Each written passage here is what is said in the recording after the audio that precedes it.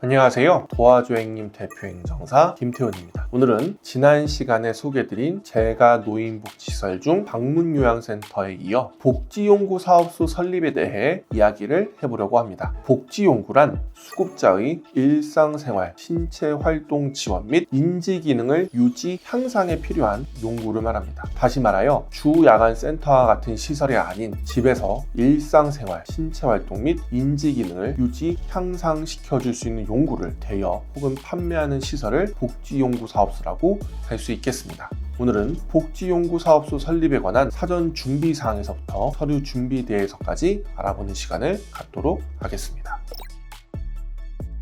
복지용구 사업소를 비롯한 모든 재가노인복지시설은 설립 준비 전에 지자체 담당 주무관과 미팅부터 진행하셔야만 합니다. 설립 준비 전 담당자와 미팅을 하셔야 하는 이유는 두 가지입니다. 첫 번째, 시설 설립에 필요한 조건 및 필요 서류에 대한 안내를 받으실 수 있습니다. 복지용구 사업소는 여타 사업과 같이 사업장 및 대여 판매 시설을 구비한 후에 사업자 등록만 하면 끝나는 방식이 아니기에 어떤 서류가 어떻게 준비되어야 하는지 사전에 확인하는 것이 중요합니다. 두 번째, 지자체 심사 일정을 확인하실 수 있습니다. 매달 심사를 하는 지자체가 있는 반면 2개월에 한 번, 분기에 한 번과 같은 식으로 주기적으로 심사를 하는 지자체도 있어 만일 때를 놓칠 경우 몇 개월씩 사업이 강제로 딜레이되는 사태가 발생할 수 있으므로 심사 일정을 미리 파악하신 후 창업 스케줄을 짜실 것을 추천드리고 싶습니다.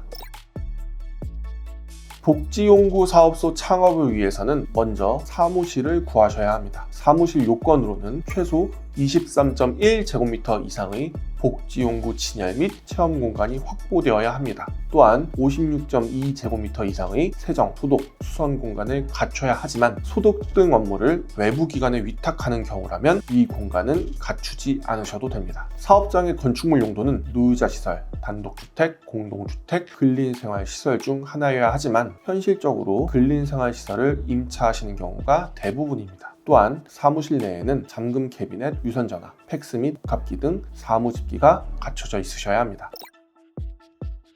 사실 상호는 한 지역 내에 같은 상호가 중복되게 허가가 날 수 없습니다. 따라서 상호를 정하셨다면 담당자에게 문의하셔서 중복 여부를 체크하여 주시고 상호 중복은 이미 지역 내에서 영업을 했다가 폐업한 업체를 포함한다는 점 참고하여 주시기 바랍니다.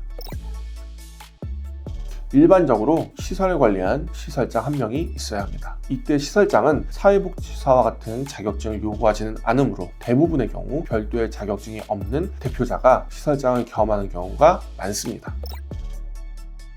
시설 설립을 위한 사전 준비를 마무리하셨다면 본격적인 서류 준비를 하셔야 하며 구비 서류는 다음과 같습니다. 제가 노인복지시설 설치신고서, 장기요양기관 지정신청서, 대표자 건강진단서, 범죄, 노인학대, 장애인학대 관련 범죄전력 조회동의서, 행정정보 공동이용 사전동의서, 이력서 및 경력증명서, 사업계획서, 운영규정, 급여제공지침, 복지용구 소독세정 위탁계약서, 시설장 근로계약서, 임대차 계약서 등 사무실 사용권한 증명서류, 건축물 대장 및 위치도 및 평면도, 차입금, 사전신고서, 법인의 경우라면 법인 등기부등본 및 정관이 제출되어야 합니다. 준비할 서류가 정말 많죠. 다른 서류라면 정해진 양식을 채우기라도 하면 되겠지만 사업계획서, 운영규정, 급여제공 지침과 같은 서류들은 심사 시 포함되어야 할 내용만 안내해주고 나머지는 직접 준비를 해야 하기에 창업 과정에서 가장 어려운 절차가 바로 서류 준비라 할 수 있겠습니다.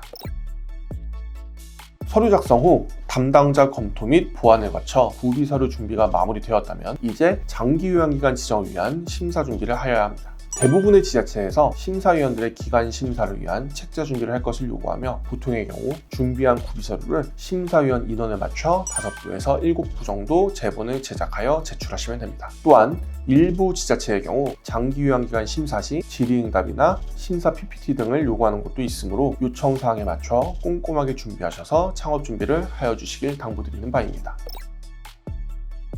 오늘은 제가 노인복지시설 중 복지용구 사업소 설립 절차에 관하여 알아보는 시간을 가졌습니다. 복지용구 사업소 설립에 관해서는 유튜브뿐만 아니라 저희 블로그에도 많은 정보를 올려놓았으니 꼭 방문해 주시기 바라고요. 저희 채널 구독과 좋아요도 눌러주시기 바랍니다. 지금까지 김태훈 행정사였습니다.